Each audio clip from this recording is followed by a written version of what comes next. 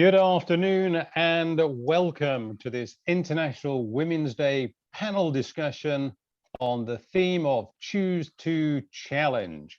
My name is David Stringer Lamar and I have the honour of being the chair of the Institute of Directors, City of London.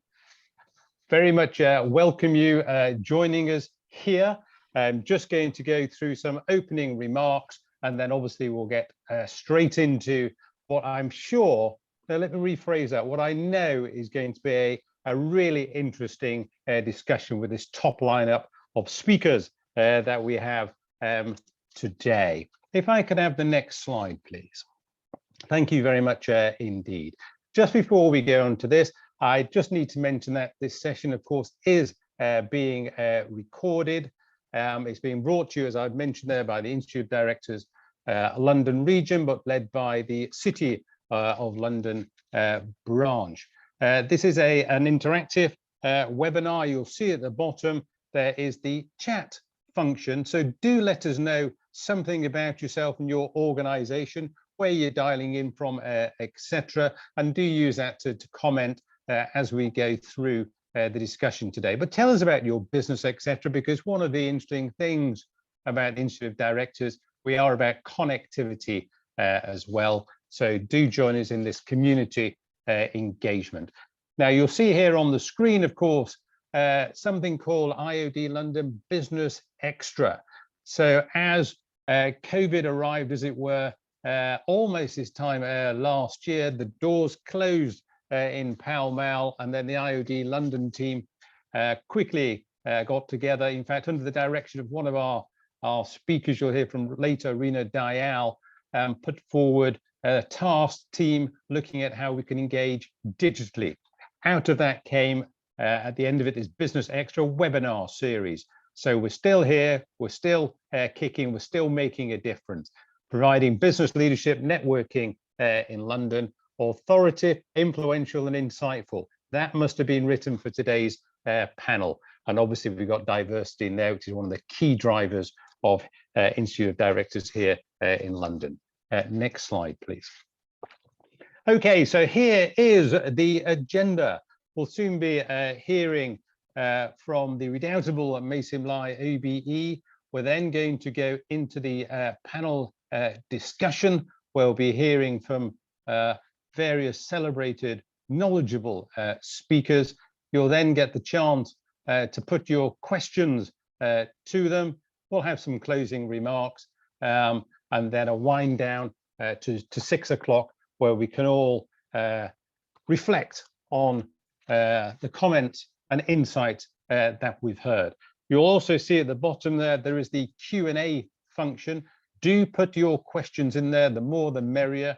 There's also a voting function in there, so do vote for the questions that you like. That helps to move them up, so we can see what are the most popular ones in there. I can see people coming through here. Thank you very much for these postings. As I said, use the chat. Do let us know who you are, what your company does, where you're dialing in from. And also Jeremy, one of the back office team here with Amanda. I thank them very much for all their hard work on this. They will be posting in there a link to a page on LinkedIn to help us to engage on and connect as well. So lots of things going on. It's not just about sitting there and listening. Do try and be engaged as much as you can. Ask those questions, vote for them, put in those comments. Okay, it's now my complete pleasure and honor to invite Masim Lai, OBE, DL to address us. Masim Lai. Thank you very much, David. International Women's Day has been celebrated for 110 years, and I'm delighted to welcome you all to our celebration today. We have attendees, not just from the UK, but also from other parts of the world, such as Malaysia. It is a good time to reflect and review and discuss the achievements of women and look at what else we still need to do, we, not just women, but men and women, to achieve true equality. I would like to say a few words about the other groups that have partnered with us for this event. We have Women in the Livery, a section of the City Livery Club, because we're very keen to get more women involved in the civic city. And that's what Women in the Livery of the City Livery Club is all about. We also have the Women Icebreakers of the 48 Group Club, which has been going for nearly 70 years, promoting positive relations between the UK and China. Also, the British Malaysian Society, which has been promoting positive relations between Malaysia and the UK for 37 years. We also have POWER, Pan-Asian Women's Association, which is a charity that deals with the education of teenage girls in Asia. Then we have Mulan Foundation Network, which is an organization named after the legendary Hua Mulan. And it is to recognize the achievements of top Chinese women globally, connect them to younger women on the way up, and together help each other and give back to the wider community. And then finally, Television for the Environment, a charity that's been going for 37 years, using the power of film and storytelling to deal with environmental and sustainability issues. And it's an exciting time for TVE because we're planning to take part in COP26 in Glasgow in November. And then, of course, the IoD. So I have been an IoD member since 1991, and I have run IoD City Branch for that time until last autumn as the Honorary Secretary. So let me share something with you about the IoD that many of you do not know. And that is, we had our first ever female president in 1926. She was Margaret Haig Mackworth, the second Viscountess Ronda. She was a truly remarkable lady, Welsh peeress, businesswoman, as she was a director of 33 companies, and she was a very active suffragette. So IoD welcomes women members.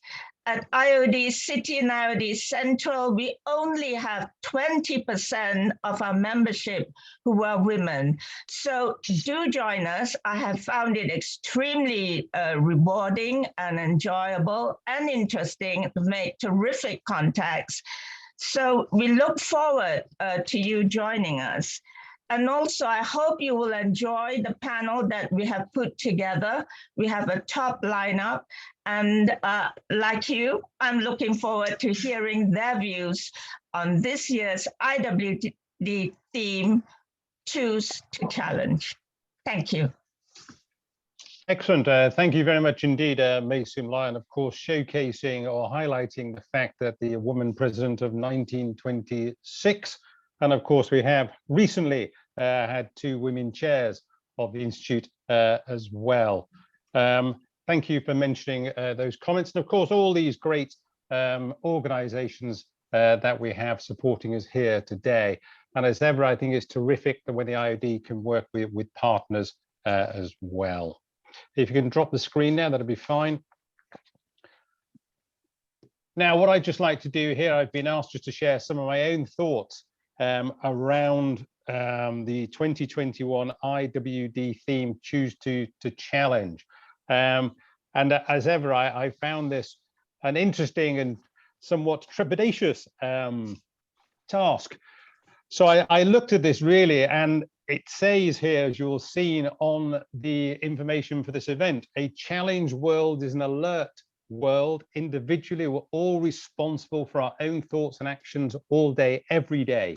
We can all choose to challenge and call out gender bias and inequality. We can all choose to seek out and celebrate women's achievements. Collectively, we can help create an inclusive world. From challenge comes change, so let us all choose to challenge. So what I just want to spend the next couple of minutes talking about is the aspects that I've looked at that may require some challenge from us all. So let me state my position, as I often do at these events. I strongly believe diversity and inclusion is good for society. I strongly believe diversity and inclusion is good for business.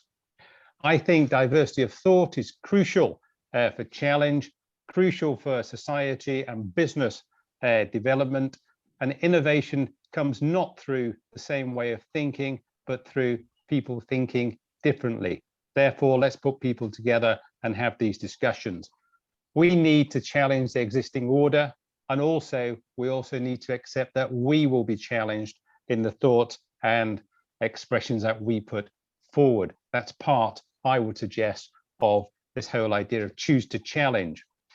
Mason Lai has kindly mentioned the IoD London region. Certainly as an organization, we do need to do more. We need to challenge ourselves to get more women members involved with the Institute of Directors. Indeed, IoD London region as a whole is one of the leading lights, but we're still only 20% at 20%. In fact, Mason Lai, you'll be pleased to know that IoD City of London is in fact 24%. So yeah, it's very good news that indeed. And I was also looking at the statistics for the leadership teams. And in fact, the board members in IoD City of London, women 42%, so above the 30% target. Thankfully, I was a bit trepidatious in looking at those numbers. Central London branch, 45% of the board are women. On the regional board, it's 50%. In London, we have 11 special interest groups. 45% of the chairs of those groups are indeed women. So the challenge that I'm laying down is, if we've got all this competent leadership, if we have such strong women role models, why we only got 20% of members here in London? So that's a challenge I'm setting for us. Now, my own company, Fortis Consulting London, we've got a diverse team. We engage internationally. We look at ways of doing things differently. Now, we're particularly focused on business development, and we ask about who is a client, what does that client do, and why should somebody engage with it? Now, really the big thoughts behind that piece is, if a client is trying to engage, has it attuned its messages to people based on gender? If it's not, then it's really missing out a trick. And you'd be surprised what we find when we're in that particular area. So we challenge ourselves to ask the questions, and of course we challenge our clients to engage with us around developing a more balanced and using gender lenses. I'm also the strategy director at Medical Prime, which is a GP and menopause specialist clinic in the city. Now, the reason I mention this is the clinical director, Dr. Theodora Kalenci, is speaking a lot at the moment on a simple theme: menopause, women, men, and organizations. There's a lot of taboo about the menopause. There's a lot of lack of knowledge about the menopause with women, but also with us lot known as men. So some men say to me, David, don't worry, I've heard about the menopause. And I go, that's very good. What do you know about the perimenopause? So the idea here is all about engagement and removing taboos. And particularly then we look at organizations. What are organizations doing around the menopause, for example? The challenge there is to increase knowledge, increase engagement, increase support within those particular organizations. We hear a lot about women on boards. Where am I going with this? We often concentrate on very large companies, but just some statistics I pulled down for the Department for Business, Energy and Industrial Strategy. Large companies employ 39% of workers. Small companies, 0 to 49 staff, employ 48% of the total. Now, we often focus on large companies, 30% on boards. We can talk about NEDs and executive directors, but I challenge us to look more at small companies. What's the balance there? What are the restrictions there that we need to look at? I'm not going to, because we're at the time and I want to get on to our panel speakers, I'm not going to talk about the other areas we should possibly challenge in terms of access to finance for women entrepreneurs and women-led companies not being adequate enough, participation in various professions. I'm talking here maybe around about fund management. And if the future is tech, obviously the very low rate of women in those particular areas as well. Those are the challenges that came to me. I'm sure there's many more that we'll be hearing from today. And remember, it's challenging, but also to be challenged. Diversity is good, it's strong, good for society and good for business. I would very strongly suggest. So enough about me. I'm online with the time, so that's good news. It's now my great pleasure to invite our first speaker, Dr. Margaret Case-Lee Hayford, OBE, former lawyer and chair of Shakespeare's Globe. Dr. Margaret, over to you, please. Thank you very much, David. I, in a way, was born to challenge. I come from a line of lawyers, and I went into the law, which might sound a little bit unimaginative. So I'm a lawyer by training. I began my career in planning and development, which basically meant exactly that. I would go into working for my clients by trying to get them the planning permission that they sought.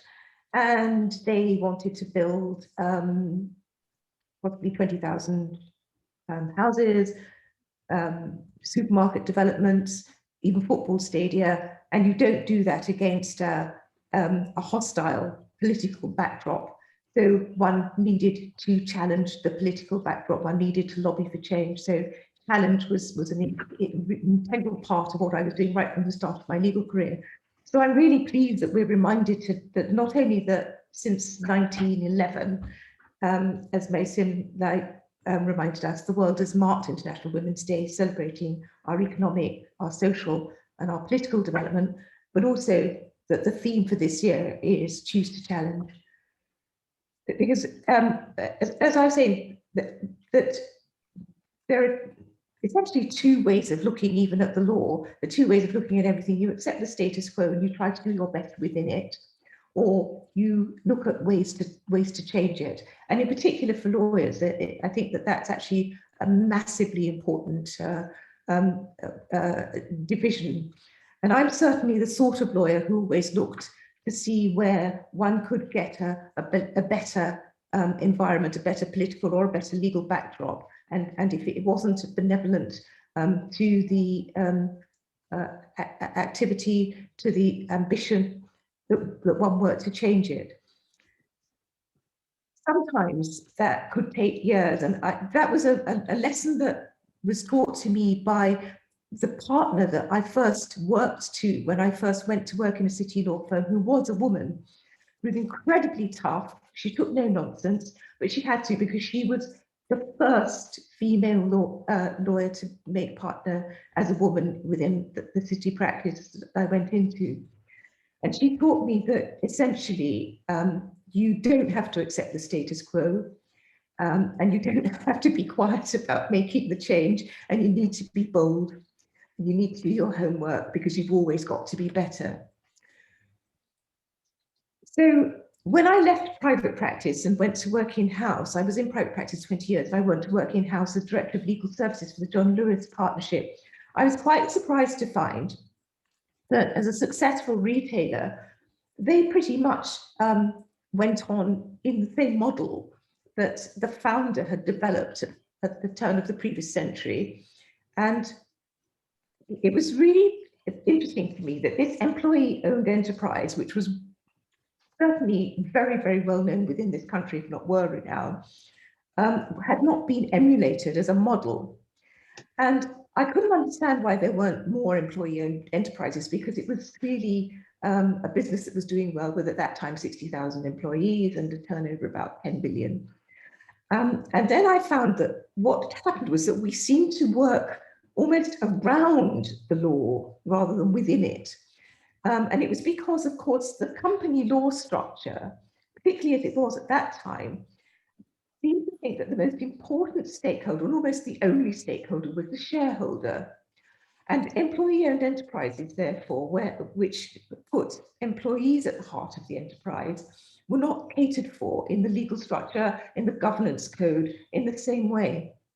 And so it was, I thought, would be helpful to the partnership and to the employee-owned enterprise concept itself for us to try to get change so that we could actually widen the influence of the model. And I asked the executive chair whether he would support me in our doing so, and really pushing the boundaries that John Lewis, as our visionary founder, had established.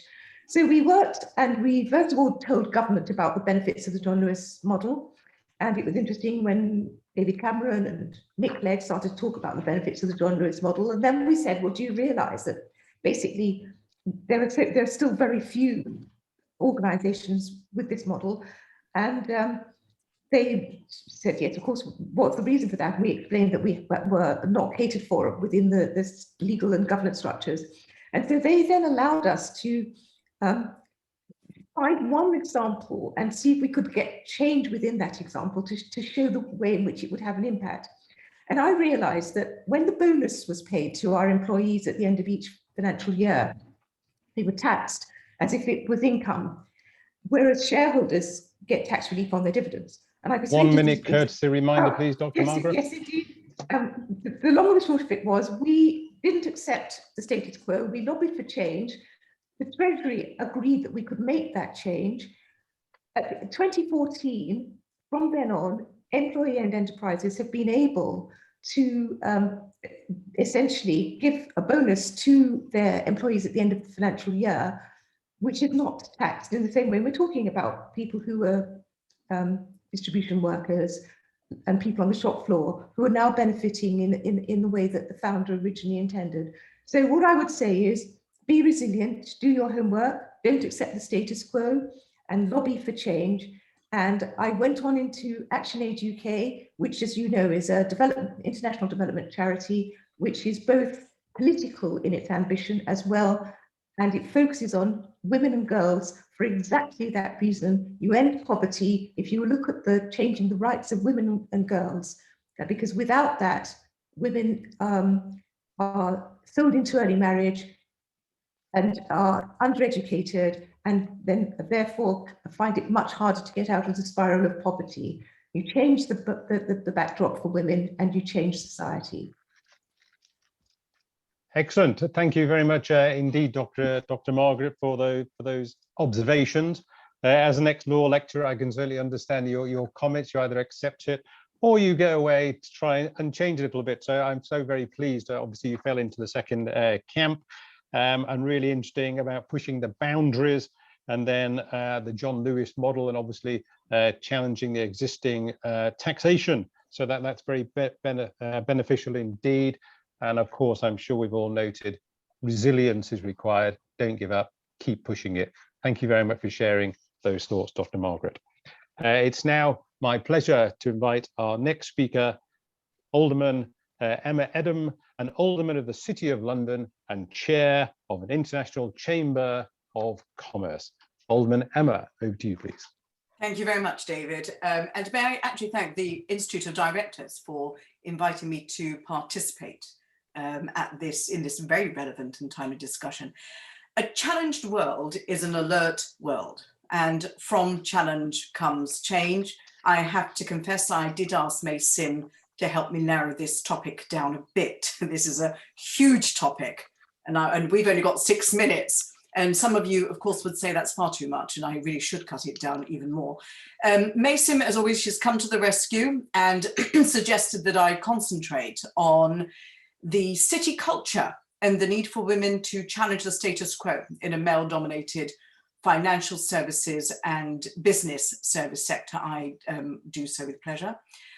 Now, I'm going to take us back a little in time. Let's go to the year 1189. when citizens of the City of London Corporation gained the right to appoint, with the King's consent, their very first Lord Mayor of the Square Mile. You know, the City of London is the oldest continuous municipal democracy in the world.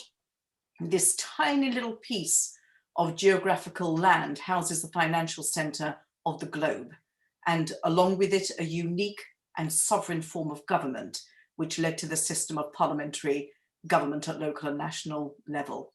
In fact, our constitution is rooted in the ancient rights and privileges enjoyed by citizens before the Norman conquest in 1066. We have had an awful long time to get it right. In that time, we have had 692 Lord Mayors to date, and a significantly larger number of aldermen. Of the 692 Lord Mayors, 2 have been women. The first was in 1983, and the second some 30 years later in 2013, Lady Donaldson and Dame Fiona Woolf. Let me explain. The Lord Mayors are selected from the Court of Aldermen. There are 25 aldermen. We have had over 1,000 or so aldermen over that time. I'm an alderman, but I am woman number 6 in history to have taken the seat in the Court of Aldermen. We currently have 4 women out of 25 on the Court of Aldermen. The Court of Aldermen and the City of London Corporation are the governing body for the globe's financial mile. This is the high-profile big money industry where, within the upper echelons of financial management and investment services, female workers have been notoriously scarce. When it comes to balancing gender equality, finance has simply not kept pace with many other high-profile big money industry fields such as law, academia, and medicine. Women and men begin in parity at the start of their careers in finance, but it's the chiefs that are predominantly male in the financial sector. In 2018, the McKinsey report found that while male and females in finance begin their careers on an equal footing, as the ladder rises, women only account for 19% of the positions of power. And I have to say, David, the Institute of Directors is doing significantly better than the financial sector. But why is this? It cannot be for sound commercial reasons. There is a wealth of research, as David, you yourself had said, that shows companies with a higher level of diversity in the business are more profitable. The financial sector is no different. For example, the International Labour Organization's Bureau for Employers' Activities surveyed 13,000 enterprises in 70 countries for its 2019 Women in Business and Management report. And the evidence was clear, even there, all over the world, 70 countries, a more diverse business culture led to higher profits. Sometimes businesses struggle year in, year out to raise profit levels just by 2 or 3%. What we do know is that a female diverse business has been found or have been found to raise anything between 5 and 20% increases, and the majority of those being in the 15% region. Yet the financial sector have failed to date to help themselves. When I came into the corporation, this troubled me. So I worked my way backwards. I started at the top of the financial institutions and I had a look. Then I looked at the numbers below, just below. Then I kept on going backwards to see where is it that we are bottlenecking, what is causing the issues. According to Glassdoor, men account for 61.5% of the degrees in finance. In some universities that in fact reduced to almost negligible numbers, with only 2, 3, maybe 4 women at most in finance degrees. These are the top universities. 1 minute courtesy reminder, please. Thank you very much. What I found is that one of the indicators quoted by the Mergers Group, Women in Finance, is that less than half of the women in fields of accounting and finance are satisfied with their careers. Coupled with poor numbers flocking to universities with low job satisfaction, you have a recipe for an acute problem. And then let's add one of the most important factors. One of the main challenges is that women, in fact, do not put themselves forward. Women in general tend to strive for perfection a little more than men, which often results in insecurities and fear that we do not know enough yet because we don't feel like we've fully perfected our current roles. What many women fail to understand is that what matters even more is that the determination to succeed and the confidence to put yourself forward is key. Women tend to focus on the things that we are not sure we can do rather than the strengths. Some of the challenges we women face are undoubtedly self-inflicted. So I'm going to go now back to the very beginning. A challenged world is an alert world, and from challenge comes change. But that voice needs to be loud. And with everybody that comes to this table, when everybody says the same thing, that voice does indeed become loud. David, I'm going to leave it there and cut it as short as I possibly can. Most kind. Thank you very much indeed. Interesting comments you mentioned there about the financial services, certainly the Institute of Directors Financial Services Group, chaired by Kirsty Maxey, look at these particular themes. And in the past, we've certainly engaged women in banking and finance, asking about these questions, which essentially is why. And I think you put your finger on it so well. If it makes good business sense, which clearly it does, why is it not happening? That seems to be counterintuitive on so many levels. And certainly if companies are, one of their drivers is possibly to make profit, then you would kind of think you would wish to have that 5 to 20% uplift that you mentioned indeed. So a challenge world is an alert world. And if we all start speaking loudly enough and focused enough, then the resistance to change will have to go away. So thank you very much indeed for your comments. Thank you. It's now my great pleasure to introduce Ria Hamaguchi, who is a business entrepreneur and a motivational speaker, and I would also like to say a very good friend. Ria, over to you.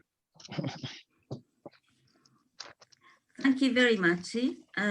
My name is Ria Hamaguchi, and I have a fond memory of being IoD member over 10 years.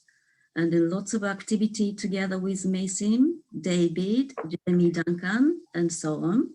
We have lots of parties, events, and I feel so lucky today. Why? Because tomorrow is my birthday.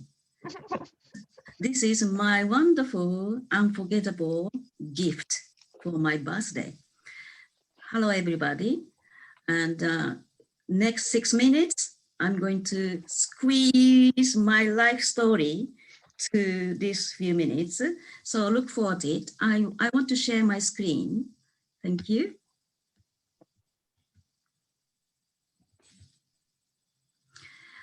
Yes, and I am born and bred in Japan. And Rie Hamaguchi, who is Rie? Early career, former diplomat. I studied in Japan the law, particularly criminal law. And I wanted to become a barrister or some investigator or some working as a judge. Nevertheless, my fate wasn't there. I became a diplomat and a government official at the Foreign Service, trained in Tokyo. And then first assignment was in Washington, DC, and then Vienna. And then I was asked to visit quite a few countries all over mid-Europe, Czechoslovakia, Poland, Hungary, and Romania, and so on. And then I have been transferred from Vienna to Russia for 5 years, and then moved to London. So this is an embassy in Japan in Washington, DC. And these are the kabuki actors, and these ladies are the wives who completely behind the scene, never be on the stage, and then these husbands actor to be Japanese ladies on the stage, very 1,000 years of traditional culture. So this is embassy of ambassador's residence. I was attending 1,000 diplomats party at the emperor's birthday.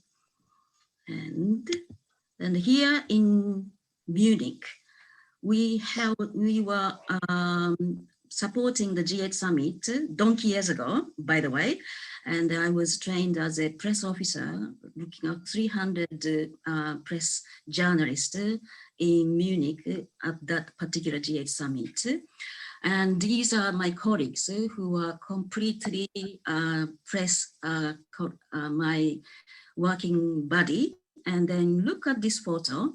These photos, here is a tiny, tiny P. This is Rie. So actually this is a commemorative photo, which was taken at the Kyoto temple as a background photo. You can see these are the trained diplomats just before they are assigned to work in Japanese embassy all over the world.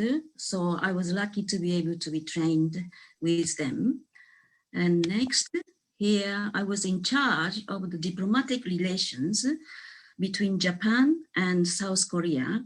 At that time, the North Korea is totally incomprehensible to be able to speak nor meet. Therefore, I was undercover, going to the South Korea, and then these pictures were taken from stepping out from the 38 degrees of division border. I was able to be in North Korea. So this is a photo. And then after that, I was transferred to Russia for 5 years. My main job was looking after 1,000 Japanese residents and then to give a visa. So 5 years and hardly ever slept, very, very hard work.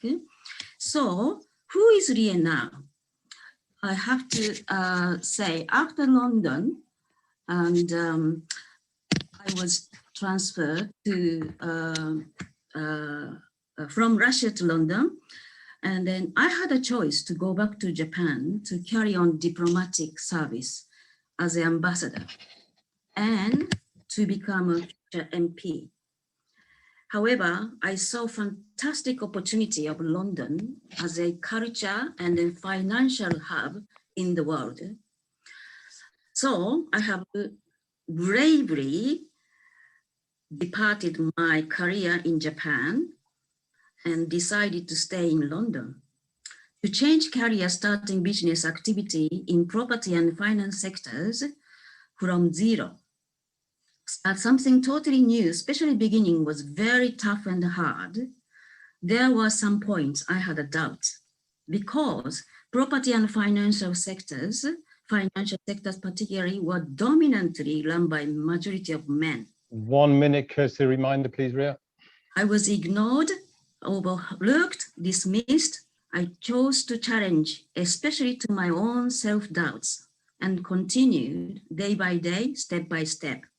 Luckily, I have a lot of contact and network that assisted me to connect with high society, lawyers, financial executives, academics, politicians, and so on. Today, as I accomplished academics, politicians, and successful businesswomen, and now I have been create sort of these high society event. This is a donkey years ago I was taken, and these connection to be able to connect, assist aspiring people. So I remember tough times, therefore I'm more than happy to support, assist aspiring people who would like to ensure to the property and finance business, and then to world, would like to enter to the property and finance business world in the UK to open the door to connect worldwidely. Your network is your net worth, and please do not hesitate to contact me. And these are the photos of the high society event held in my house Ian Duncan Smith, I've been speaking to, I found out he had 25% of Japanese blood. That's what he told me. And these are the events I could organize. So these are my membership and then the connection with the countries. So tomorrow we will have a Global Women Summit. So anybody who wants to have a global platform, I suggest you to take a screenshot and then to go into the website and then to find the details. I'm going to speak end of this month, 24th, 26th, another conference.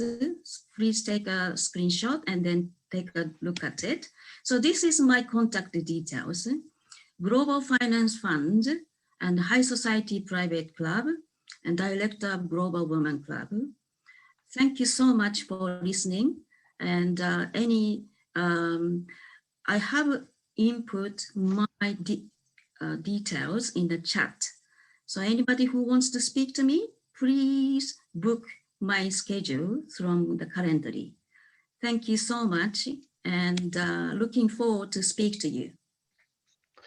Don Arigato. Thank you very much indeed, Ria. Very interesting, your journey there, and obviously that challenge, and then also the ability, charisma and drive to actually make it a success. So thank you ever so much for sharing your journey with us today, and do put your details there in the chat.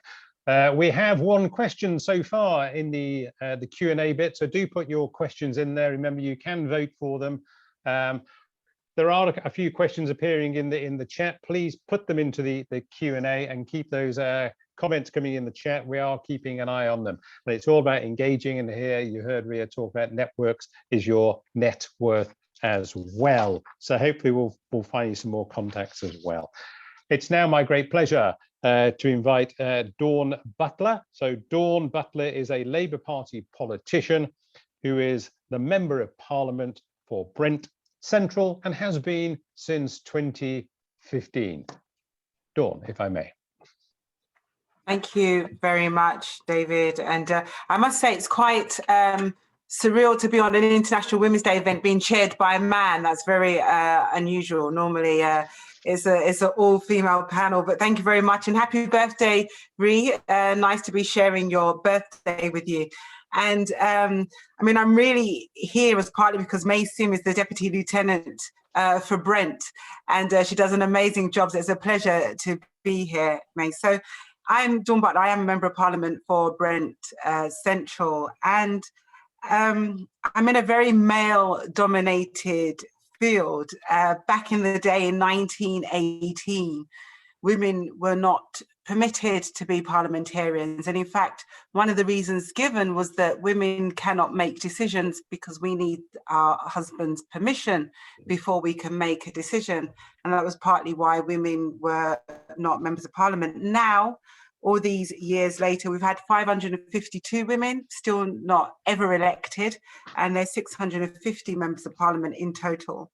24% of women are in parliament currently are in the Tory party, and 51% of women currently in parliament are Labour. So we have achieved parity with the rest of society, because society 51% is women, as we all know. Every year I have like a theme. My theme a couple of years ago was about not just women empowerment, but also how women make it to the top of their field. And all the women on the panel today will have stories of their challenges that they have faced. And we've all heard about the career ladder. And I've said it's about time we got rid of the career ladder. That career ladder is literally, if you think about the design of a career ladder, is designed for one woman, one person at a time to get to the top. And generally with women, and with women with other intersectionalities. So whether you're a Black woman, whether you're a disabled woman, whether you are an LGBTQI+ woman, whether you are a woman with learning difficulties, every rung of that ladder is filled with additional challenges.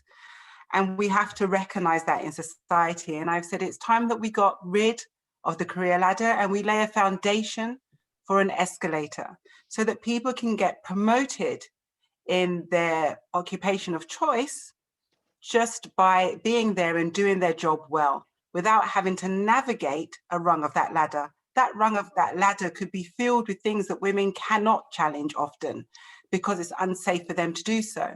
Or by challenging it, it means that they move down a couple of rungs of that ladder. And it could be anything. It could be sexism, racism.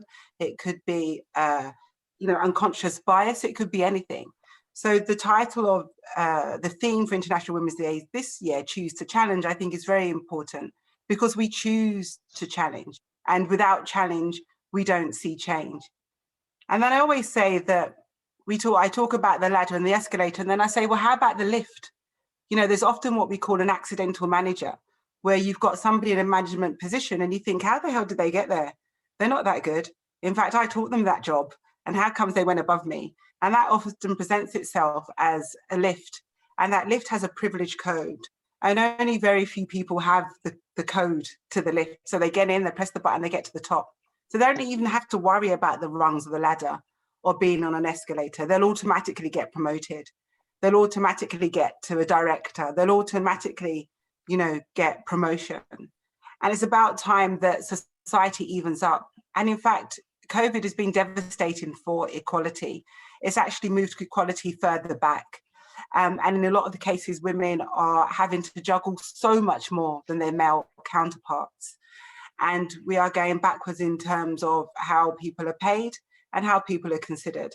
And I think that part of coming out of this pandemic and in the workplace, we've already heard earlier how having diversity at the top of your business can yield up to a 20% profit. So it works for the bottom line.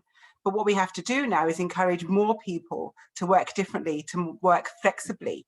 It can happen, but it doesn't mean that all that additional work has to fall on women. So I say that in 2021, it's time for us to look at things differently. It's time for us to look at International Women's Day to not only for women to challenge, but also for our allies to challenge.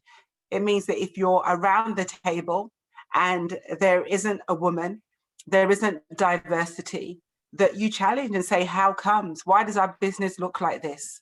If we can't win hearts and minds, talk about the bottom line and talk about profit. And it means that each one of us has to take that responsibility. So it's been a pleasure to join you all today. And I look forward to the rest of the conversation and discussion. Thank you very much. Excellent. Thank you very much indeed, Dawn, for those comments. And also you kindly remind us about the additional challenges, not just gender, but also within it, the sexuality, ethnicity, which we spoke about. Thank you for the concept of the lift, which has brought many positive comments in the chat. And you mentioned without challenge, we won't see change. And then you bring to our attention that COVID has certainly had a very devastating effect on equality and women having to juggle many more things than men. And 2021 is a time to look at things differently. And if we do not see diversity inclusion, then we need to ask why. And then that's part of the challenge. So Dawn, thank you ever so much for those comments. It's now my pleasure to invite Claire Rucastle Brown, who is a well-known journalist and particularly looks at and exposes corruption, and of course is very much associated with the uncovering of the 1MDB scandal in Malaysia. So Claire, if I may invite you to address us, please. Yes, thank you, David, and thank you for inviting me as a journalist, because journalists are here to challenge. It's part and parcel of our job, and I think looking at so many recent examples, I think we're coming to appreciate the role of women journalists in really heading up so many of the most challenging stories in the most challenging situations across the world. And I think we're beginning, as we've had a lot of challenges to our democracies and to the, so many of the principles that we've all felt were perhaps more secure than they've turned out to be. And often it's it's women who have been out there speaking. And it's not about power, it's not about money, it's about setting things straight. And you know, I can name women like Daphne Caruana Galizia, who was blown up not so long ago in Malta, facing enormous challenges, and Maria Ressa facing imprisonment in the Philippines, and numerous others. So what was my story in that context? Well, Dawn, I stepped off the career ladder myself, I guess, and for rather old-fashioned reasons. I wanted to keep a bit better eye on my kids for a while, I thought. But actually stepping out of the mainstream media as I did, I almost immediately found my real challenge, the one I chose, which was actually to go back to where I had been born and brought up in Malaysia, which is where Maysim is also from, particularly East Malaysia, the Borneo jungle, which is a very, very special place on our planet. Something I knew, having been born and brought up there, but something that was very underreported. This was not a mainstream issue. It's becoming so now as we become more aware of the importance of our climate change issues, of our biodiversity issues, and in this case, why we shouldn't be cutting down lock, stock and barrel, the third largest and the most diverse tropical jungle in the world. So I found myself going out to this place where I'd been brought up, meeting up with people again after so many decades, and asking why this was going on, and why you know, immense damage was being done to no advantage whatsoever of the people who actually lived there, who were getting none of the profits. And of course, it was owing to corruption, and blatant corruption at that. And of course, as a journalist, you know, exposing corruption was something that I'd been doing for the past 2 decades. So I couldn't but take on that challenge. Well, it took me a bit of thought. It was, you know, it was quite a thing to do, to come back to London and then start focusing on trying to unravel stories of corruption, high-level corruption on the other side of the world. But I felt it had to be done. It was a challenge. I had to stand up and make a stand on this. And one of the things I discovered was that sense of hopelessness that had grown in on a people. They felt that they could no longer challenge this corruption themselves. And as a result, they felt that the change could not happen. You know, you really had to accept the world as it was found. And what I did was basically look at the situation. The corruption was so blatant because people have become so accustomed to it that I found it quite easy to expose. And I started to stand up to it. I started to expose high-level corruption, cronyism, the handing out of contracts. It was all there in plain sight until I took on one major story, which involved the Prime Minister of Malaysia himself, the so-called 1MDB scandal. We could see that billions were going into a fund, and then there was no accountability. So I did what journalists do. I asked questions. And people would say, how can you do that? You know, this is so dangerous. You're criticizing a prime minister, you're criticizing banks like Goldman Sachs. You know, how can you get away with this? And the way I got away with it was by asking questions that I had every right to ask. How is it that the son of the Prime Minister of Malaysia is able to bankroll multi-million-dollar films? How is it that there is this massive ostentation on the part of people connected politically in Malaysia? How is it that banks like Goldman Sachs engage for enormous uncompetitive commissions in secretive bond issues when you know, there should have been a competitive bond issue that would have been better for Malaysia? Why did Goldman Sachs do this? And if you ask the right questions with the right sense of entitlement for the right reasons, i.e. on behalf of the public good, then actually you make an impact. Because I had a lot of threats, but I found that I could stand my ground. Whereas those are the sorts of questions that major media companies hesitate to ask because they're part of the power structures that we live with. As a lone player, I could do it. I didn't have business to lose. I didn't have advertisers and banks that I wouldn't want to alienate. I just went in there like a bull in a china shop. And the result was people came to me.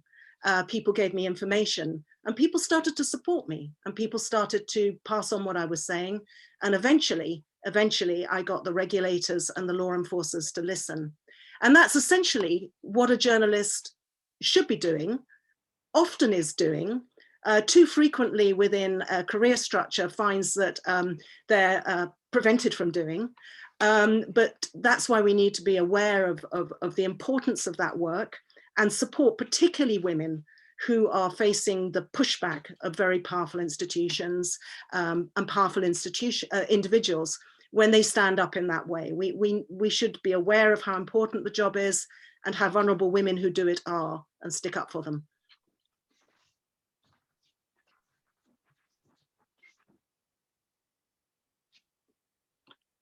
Hello. Thank you very much. It's my turn to say, David, you're on mute. There are, David, you're on mute. Thank you very much indeed, Claire, for sharing your thoughts. I enjoy listening to you very much. So thank you for that. And of course, all your work that you've done in the past, and no doubt the great work you're going to do in the future. And I do like your phrase, journalists are here to challenge. So you seem to be in the right place at the right time for today's event, and tackling people's sense of hopelessness and your ability and other people's ability to ask questions. And of course, linking in with Dawn's comments, the importance of questioning and just simply asking and being there and pushing back for the change. So thank you for that as ever, Dawn. We have some questions in the Q&A, so do put some more in there. Now, before we do go into the questions and answer session, I would like to invite our panelists to make a statement, a minute or so, really just about what they've heard and their thoughts here. So I'll go in the same order we went off in. So Dr. Margaret, may I invite you to make any comments based on what you've heard here, just some short comments, a minute or so, if you would like to. Dr. Margaret. Thank you. Oh, hold on, sorry, I need to come back on screen. Here I am. Well, for me, I have to say that it's, first of all, it's an incredible privilege to be on a panel of so many amazing women. David, forgive me, I'm not obviously directing that comment at you, but one of the great things is the fact that we've got such disparate backgrounds, and you've got the boldness of journalism, you've got the rigor of the law, you've got the incredible governance and historic governance structure of the alderman and the city, and then the stretch across different countries and corporate backgrounds. And it's just so heartening to me that, and in particular, using the analogy that Dawn used in the political sphere as well, that we're going up the escalator, but we're actually sneaking into that lift. Whether it's through allies pressing the button on our behalf, or whether it's through our own managing somehow to get to that button, we are managing to get to the top. And what we need is strength in numbers, because that is really what is going to give us the ability to continue challenging and to continue to ask questions where questions need to be asked.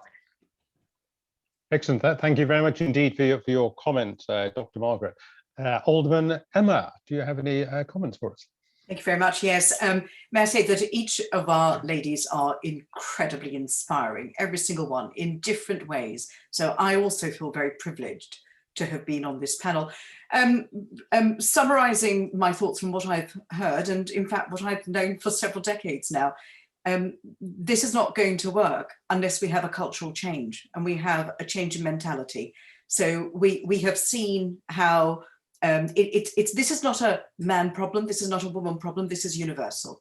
And we have to come together to affect the change in our own thoughts. And until we ladies, as well as the men, but it's us ladies too, we have to recognize that we need to simply step in, and we simply need to put ourselves forward, and we simply need to say, I can do this. So it is really a mentality change, a cultural change. Thank you. Thank you very much indeed for your comments. Ria. Yes, David, I totally agree with Claire that I'm also very well known in my property financial business. I'm a question woman. Every single event I attend, I always ask interesting questions, there's something with substance. Therefore, every time I go, I get some respect, and the question answer session become much more interesting rather than event itself, because I asked questions. So asking questions, because I was totally ignored, overlooked, disrespected at the very beginning. However, if just to keep going and then engage and interact, I firmly believe we men and women are meant to be together and then support each other and then assist what we are not good at. So that's why I'm so feel happy to have a David as a moderator today. He is fantastic moderator. Every single event he moderates, I always enjoy. Thank you. Right, I think I'll just won't comment on that, but thank you very much for your comments. Luckily, you can't see me blushing. Quite right about asking questions, and getting yourself noticed and getting involved. Quite right too. Dawn Butler, MP, may I ask you to make some comments, please? Yeah, I mean, every woman will have their journey, and that journey will be filled with people along that pathway who was helped, whether it's male or female or, you know, every other kind of gender. So everybody has a story to tell, and everybody has a direction and challenge. And so it's interesting to hear people. I mean, I agree, women do have to put themselves forward, and we do tend to set ourselves higher bars in order to place ourselves in positions of power. And maybe we need to lower that a little. David, if I may say, if I can add one more content. Well, it's nearly your birthday, so yes. Yes, thank you. Which is the sense of humor. Interesting to make people laugh. That is really vital. Instantly, after make a jokes, instantly people listen to you and people engage. People want to get to know because of the sense of humor. So this is my suggestion. Thank you. Thank you very much, Ria. Claire, may I invite you, please, some comments? Yes, thank you, David. And yes, can I add my thanks to you know, you're taking up the challenge of so sensitively managing a panel full of women on Women's Day and doing it so well, and also for the menopause advice, which I've been seeing on the chat room, all gratefully received. And yes, I sort of I agree with Emma's observation about changing our aspirations, changing our culture. Actually, and I hope that's something that by having more women in the mix, that cultural change will happen, because I don't think we're going to cope with the big problems, with the big global problems right now, if we're still focused on financial success, career success, you know, domination, getting to the top of the ladder, as Dawn referred.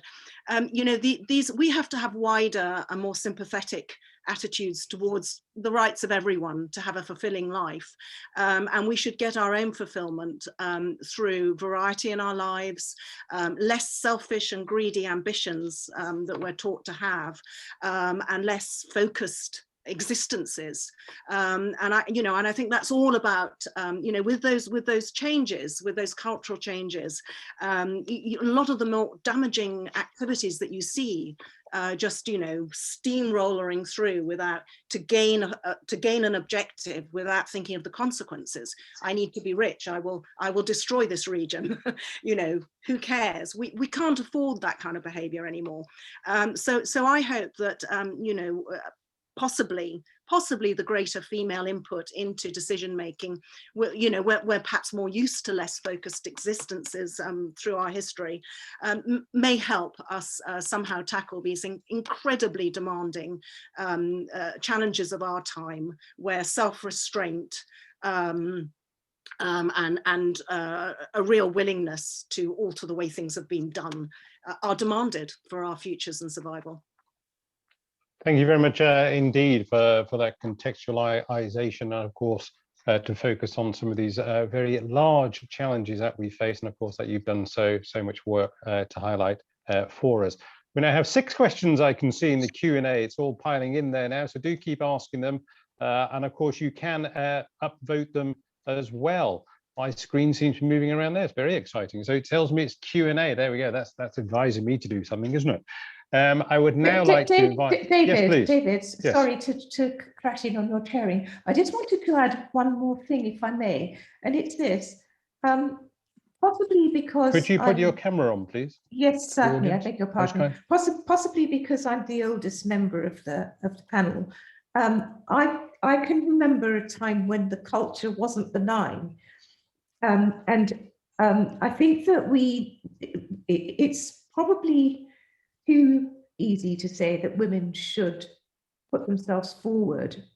Sometimes it's just not possible to put yourself forward, or sometimes there is an unspoken bias against your being part of the conversation and won't even allow you into the room, let alone into the conversation. But you won't know that because you haven't been invited in. So I think that we shouldn't take for granted the fact that we need to help when we manage to get around the table, to change the criteria against which people are judged, so that it's actually easier for those who are normally excluded to be able to come into the room, to be able to make a statement, or when they're in the room, to be heard, because you can be in the room and you can still be ignored. So in other words, we have got to help each other. If we are sufficiently successful in getting in through that door, we should help to change the atmosphere from within, so that the criteria change against which people are judged, and so that people are listened to when women are listened to when they're actually around the table, or indeed people of colour or disabled people or lesbian, gay, transgender plus people, because it isn't just put yourself forward. It's not necessarily as easy as that. I mean, certainly Emma's right that helps enormously, but we can't take it for granted. Thank you very much indeed for those comments, Dr. Margaret. And certainly I'm conscious of the fact that we do often in society talk about unconscious bias, but also we do need to be cognizant of the fact that conscious bias also still exists as well, and that needs challenging. Thank you very much indeed for those comments. I would now like to hand over to my colleague, and indeed a very great leader as well, leader of the IoD's world's biggest branch, Reena Dayal, Chair of IoD Central London Branch. Reena, over to you. Thank you so much, David. I think to begin with, I need to applaud you, Maysim, and the IoD City team for putting together a really excellent panel. And I thank the panel for sharing their thought-provoking remarks and stories. It's so much of candor, elegance, and fortitude. So it was really, really interesting to listen in. I think when I was listening to all of you, one of the reflections that came to me is the theme around choose to challenge. It actually reminds me of a very powerful quote that was made by Martin Luther King. And I'm paraphrasing slightly here, but I think he said something around that in the end, we will remember not the words of our enemies, but the silence of our friends. And I think so that's really very important today when we think about choosing to challenge. So I'm going to pick up a couple of points that were mentioned today and wrap it around and end with a question for the panel. So my experience, personal experience of being a working woman in India and then moving to UK has made me quite acutely aware of gender, class, ethnic bias. And even my own work as the global diversity lead for Viva across 26 countries made me aware that there are a lot of complexities that sit behind these topics, which is why people speak up or not, and that, as the case happens. Now, it's a fact that it's very easy for all of us, and some of us, to fall prey to being silent when one should actually be speaking up. And my work with both men and women, C-suite, CEO levels shows that there are many reasons, but they can really be bundled into two. One is people notice that they should be speaking up, but they don't. And it could be out of fear, skill, cultural awkwardness. They think it's okay. So that's one reason why it's happening. The other is people don't speak up because they're generally caught behind this veil of ignorance or being naive. And that brings to light two issues, and that's taking me towards the question, is that women and men, all of us need to have the guts to speak up and challenge, and that comes from really knowing your core values and having the skills. And I love what Ray said, use humor, there are different ways to do that. And secondly, we all need to recognize that we are leaders. It doesn't come with a role title. Now, whether we want to accept the fact or not, we're all leaders. And when we accept that fact, it is our business to notice, inquire, and take action when something smacks of racism or bias. This is our responsibility. So with that context, I'd like to ask this question, and I've got a cheeky question for Emma as well. I'll come to you, Emma. But Claire and Dawn, in your experience, would you like to share why you think people don't speak up? And when you have noticed people speaking up, how have they done it? Or any insights that you have for people, because that's really important. And then I have a very cheeky question that I'm going to ask of Emma as well. Dawn, do you want to kick off on that, or shall I? I don't mind, Claire. I mean, I'll quickly say, some people's experience of speaking up, they think it's okay. They think they can just speak up and then that's it. The room listens and they have a good experience of that. For some women, it's very different to speak up. It's very hostile to speak up. If you are not a middle-class white woman, your experience in that boardroom is very, very different. And so, you have to be able to understand the complexities of that, the intersectionality of that, how you are responded to. As a Black woman, if I get passionate about something, somebody might say, well, she's angry. Well, no, I'm passionate. Why would you say that's anger and not passion? Why would you see anger and not passion? And so there is a difference to how women are treated. If you're a disabled woman, if you've got a speech impediment, if you are deaf, you are treated very, very, very differently. And so I think when we speak, it's good to kind of understand the complexities of that, because not everybody experiences the same. And then, for some women, it's self-preservation. So there's many times when women want to be the only one around the table because they think, if they let another woman in, then they're not going to be that special. It's like, they used to have the saying, the only gay in the village, the only woman in the village. And I think the more we get that understanding, and somebody else had mentioned it, the bigger the table, the more chairs we can get around it. The bigger the pie, the bigger the slice we can all have. We can all have a bigger bit of pie. And so let's make the pie as big as it possibly can be so we can have a nice big slice of the pie. And I think the more we do that, the better society will be. Lovely. I totally agree with Dawn. Sorry to interrupt. I come from the culture which is a silence is gold. Particularly women supposed to be a supporter role for years and years. And we do have a village culture. Therefore, I agree with Dawn that we need to use the wisdom how to break the ice and then not make competitive, but embracing and then to be able to have a good, valuable interaction. Like Claire articulately said, asking the interesting questions and engaging. Then gradually people start showing the respect, and then to be able to deepen the good relationship. This is the way I created my business relations and start from scratch as a international gypsy. Every 3 years, I always move to new continent, new countries. Always I have to start from scratch. So this is the way to ask the good, interesting question with respect. Thank you. Thank you, Ria. That was really helpful. Really great insights from a cultural background, which is so important as well. Claire, you were going to add on. Yeah, it's tricky. I mean, you can be a white middle-class woman and still quite shy, and I have been in my time. And I think I don't think it's a bad thing about women not to necessarily want to elbow their way into the conversation and be the loudest voice in the room. I've certainly found that if you're going to speak out, you better know what you've got to say, and you better have something that's useful to say, that's going to be helpful to other people, and maybe bide your time before you say it. But once you do that, there are other, there are disincentives. You have to have a pretty thick skin. You have to have developed a pretty thick skin to speak out and take a stand. I've had my experience of it, particularly in the days now of the internet, where anyone can get back at you and say what they like.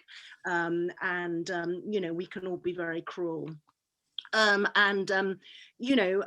it's asking a lot of man or woman to stand up and be heard, and women are right to be circumspect, not necessarily pushing themselves forward, but pushing forward what it is that they feel passionately needs to be done.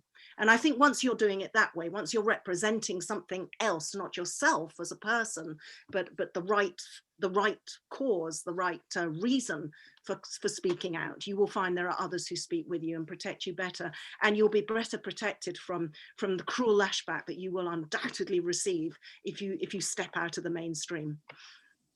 Thank you so much, Claire. That's really useful. So loving this trend, this pattern that's coming out about knowing what you need to speak, how do you speak it, keep the cultural aspect in mind, and also your own natural style and abilities. That's really built in. So I'm going to ask a very cheeky question, and I know there are a lot of questions that are coming up there already, David, so I'm going to hand it over to you. So Emma, this one is really for you. And to be honest, it got triggered off when I was hearing this whole, this analogy of the escalator, and rather than the ladder, and is it a ring or is it just going up, and the lift button.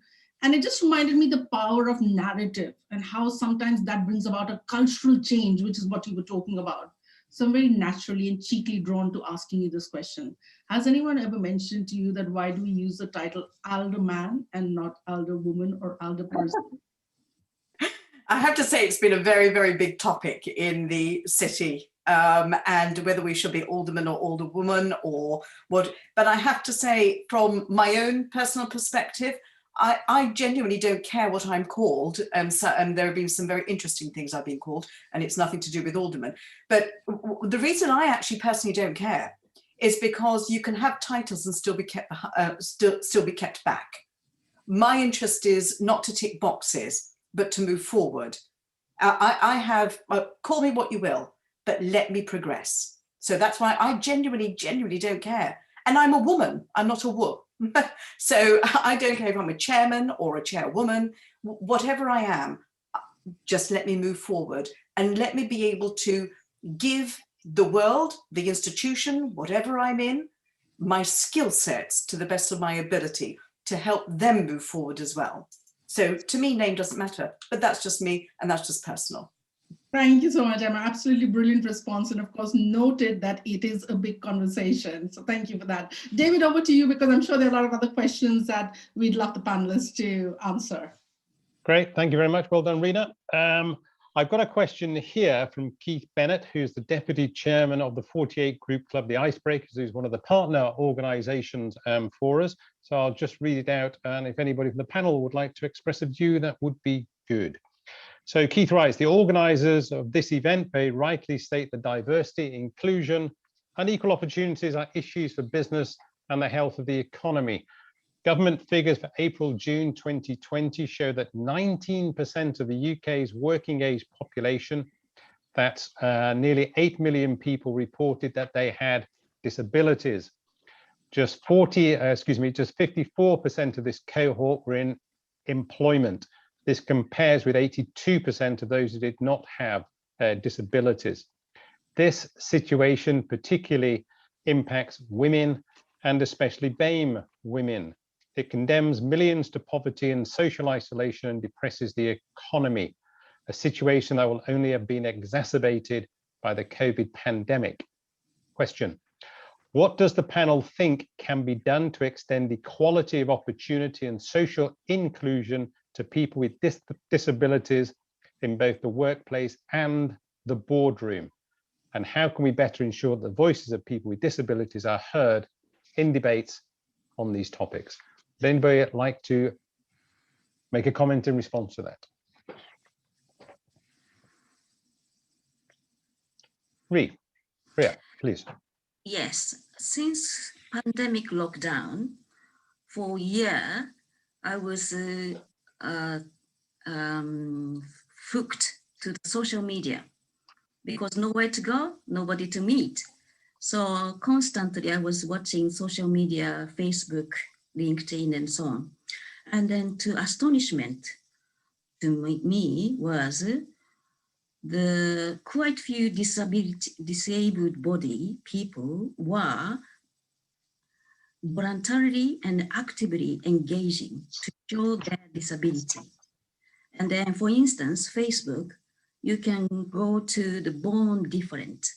When you go to the born different, and then there is a lots of people suffer in a depression and isolation, and then overcame their some disability or disfigurement. And now those are the people take initiative and taking the lead to show their disability and then challenging their adversity. Every time I watch that, that make me tearful and then really motivate me, inspires me. So now we are in the era of no celebrity. Everybody is taking the lead because of the internet and the social media. So this is, we are progressing, I believe. Thank you. Thank you, Ria. Dr. Margaret. Thank you very much, David. I think it's such an important question. And like Ria, I think that the pandemic has forced us to look at the world differently. One of the things that's really fascinating is that pre-pandemic, we were focused on the majority all the time. And the pandemic's made us focus on different cohorts of people in different ways. So, for example, we focus on key workers very differently now and realize their importance. And I think in the same way, we should realize that we actually make some people disabled by our attitude towards them. And what I mean by that is, if you don't create a ramp, then anyone in a wheelchair is unable to get into the building. The moment you create a ramp, they're not disabled from getting into that building. If you don't create scissors that left-handed people can use, then left-handed people are less able to cope with cutting a piece of paper. If you don't create a seat belt that recognizes that women have boobs, you make it actually really difficult and uncomfortable for women to be safe in a car. So you can actually disable huge numbers of people just by not being thoughtful and not having an enterprise culture that recognizes that people are different. So the moment we have an enterprise culture that recognizes difference, we treat people with greater respect. And one of the really good things about the pandemic is the fact that it ushered forward our operating as we are now on screen in a much greater to a much greater extent, which has meant that all the people who can't easily travel can still communicate with each other. Why we haven't catapulted forward this method of communication for those who can't travel, I really don't know. But suddenly, huge numbers of disabled people are able to participate in meetings, or physically disabled people. And so there are other ways in which we can begin to accommodate people, that just even by virtue of the fact we've got the written text to the side of our screens here, we accommodate people who are less able to cope with oral communication. So we just need to think differently about not creating disabilities where we can be more respectful? I think it's such an important question. I'm so glad it was asked. And it's for all of us to be allies to each other, to create a world in which we're all treated with greater respect. Thank you very much indeed, Dr. Margaret. Any other comments? Right, let's have a look at what we have. I'm very conscious of the time, and obviously we can't overrun, but let's have a look what we have in the Q&A section. So I'm just going down here. We have 10. Let's see, goodness me, what we have. There's one that I saw that I'm very interested in. Let me have a look here. So one from Roma. Do the panel feel things really have changed? Companies suggest they promote diversity of thought as well as in many other ways, and yet when, for example, one reads the detail behind adverts for non-executive roles, it would seem that there are veiled exclusions. I sit on 2 boards and I am still in the minority as a woman. So the question is, does the panel really think things have changed? Comments? Emma, Alderman Emma, please. Thank you. I have to say that it doesn't look as if it has, but in fact it has. I remember when I came, I'm actually a barrister as well in my spare time. When I came to the bar in 1993, things were exceptionally different. It really was a very different world altogether. So it doesn't feel like it's changed, certainly not for the young people. They don't think it's changed at all, but I have seen these changes. It's just that it's really very slow.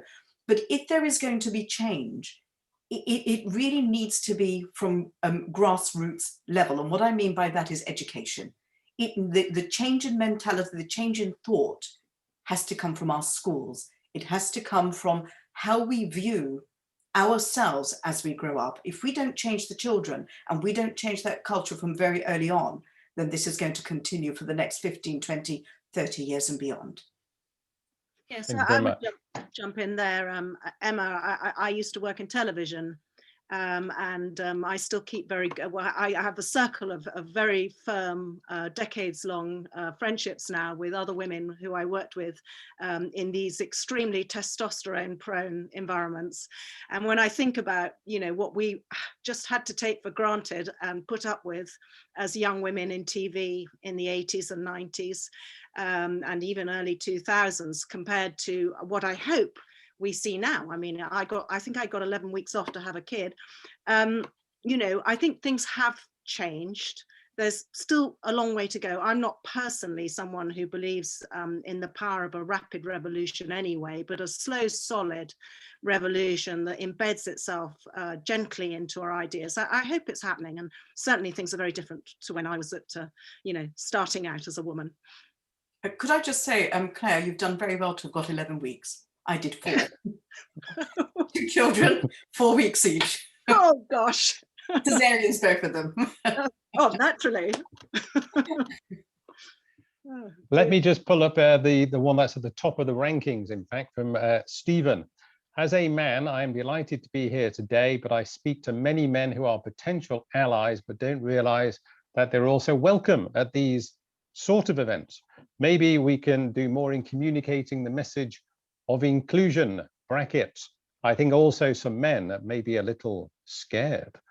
Any comments on that? I hear a little laughter from Mason. Ria. Yes, I have to compliment David, because David was actively promoting this event in social media. And LinkedIn, David was putting out, and then it says very clearly, this women and men both are welcome. Therefore, when I shared with my global network, quite few men registered, and some of them here. So we need to put more activity. This is not only women's event. So we need you. We like you. We love you. We need to send a message. Thank you. Thank you. And the last question we have time for from Yoko. Amazing panelists, agree with Emma, women must change their mentality. However, it's easily said, but how do we do it? How can we spread grassroots? How about we start educating from a younger age? I've noticed some mothers speak to their daughters in unkind or diminishing with diminishing manners. What can we do for the younger generation? Yes, please, Alderman Emma. I have to say, Yoko, I cannot agree with you more. It really, when I say education, in fact, it's in the home as well. I have 2 sons, they're now teenagers, and they would not dare to see the world in any other way than the one that we're speaking now. But that comes from the home, and that comes from seeing their mother and the manner in which I teach them and the mentality that I put into them. So, Yoko, I really agree with you.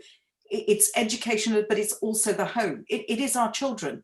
That's where I see the root of change. We can put as many laws as we want in place. We could put policies into place. We could bark at companies, at institutions and say, you have to do this. But if we don't change it right from the beginning, we're going to just keep on wasting our breath. So, okay, you've really hit it on the nail there. Thank you very much indeed.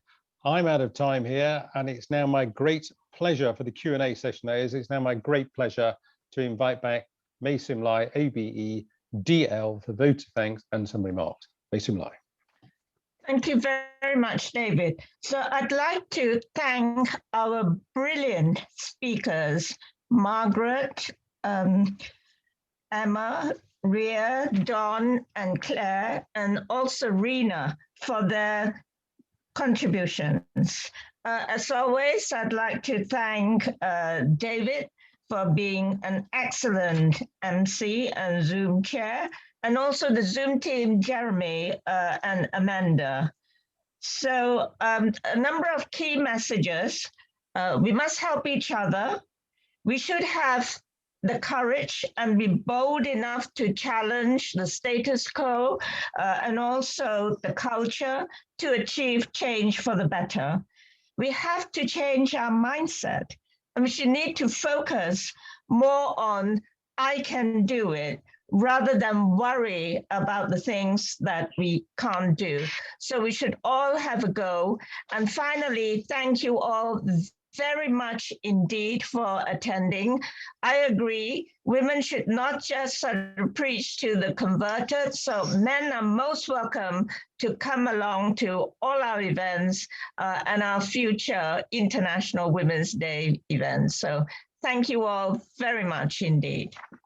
Thank you very much indeed, May Sim Lai, for those comments, and allow me just to add, it's been excellent to be involved as ever. And personal thanks for the contribution, Dr. Margaret Alderman, Emma, Ria, Dawn Butler, Member of Parliament, and Claire, and Rena, and of course your good self, May Sim Lai. I think we've got a few slides to take us out with. Look at the team, fantastic digital, look at that.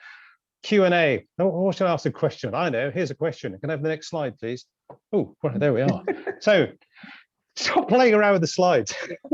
Right, upcoming events. So we have here next Tuesday, interview Will Greenwood, MBE, England rugby legend and World Cup winner. So do sign up for that one.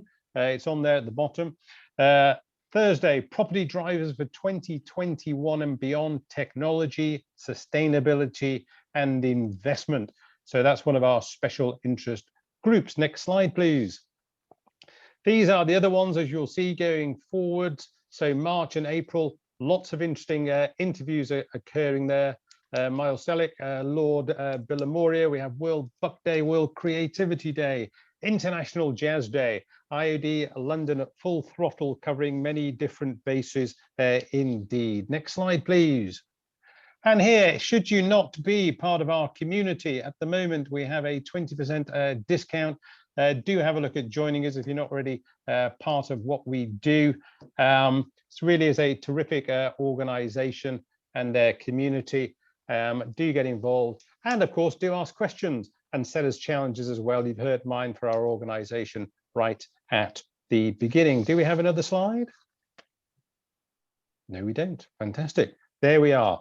And my final thing, of course, is you've heard there about the IoD events, but do please check out those of our Our partner organisations here are very special and important to us. Women in the Livery, the Women Icebreakers of the 48 Group Club, the British Malaysian Society, Pan Asian Women's Association, the Mulan Foundation Network, and Television from the Environment. A very big thank you again to our panelists. A thank you to the tech team that's involved, Maysim Lai, Rena, etc. And of course, ladies and gentlemen, thank you ever so much for being here. Thank you for all the questions. Thank you for making the chat. Let's all connect and let's all celebrate for the entire year International Women's Day. Let's dare to challenge, dare to ask the questions. Let's make a difference. Thank you very much for joining us and have a very good evening. Thank you.